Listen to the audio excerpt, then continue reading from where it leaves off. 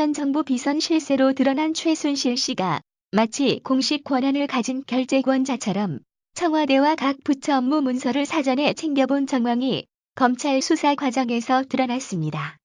8일 사정당국에 따르면 검찰특별수사본부가 최 씨의 태블릿 PC 속 문서 200여 건을 대상으로 포렌식 작업을 진행한 결과 이 가운데 한두 건을 제외하고는 공식 문서 번호가 붙기 전에 미완성본으로 확인됐습니다.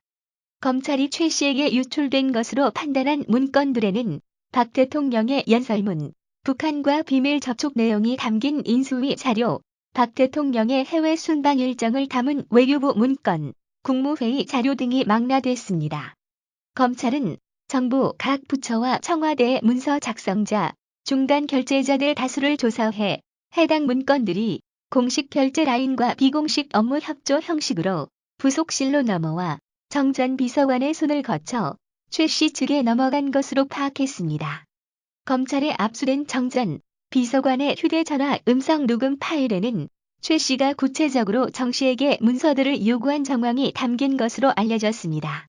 이 음성 파일에는 문서 유출에 관한 대화 외에도 청와대 핵심 기밀인 수석 비서관 회의 안건 등에 관한 대화도 포함된 것으로 전해졌습니다.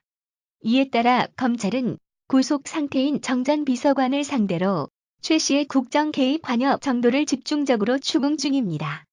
정 전 비서관은 검찰이 휴대전화 통화 내용을 토대로 문서 유출 경위를 추궁하자 박 대통령의 지시로 연설문을 비롯한 업무 문서들을 최 씨 측에 전해주었다고 진술했습니다.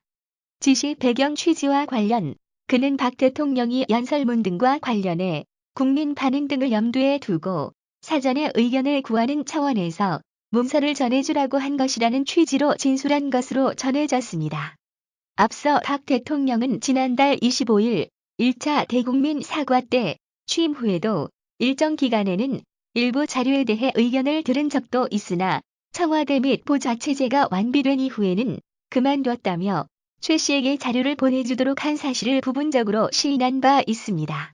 검찰은 최 씨가 받아본 문서들이 공식 문서 번호가 붙은 최종본이 아니라는 점에서 정 전 비서관에게 대통령 기록물 관리법 위반 혐의가 아닌 공무상 비밀 누설 혐의만 적용 가능하다고 판단했습니다.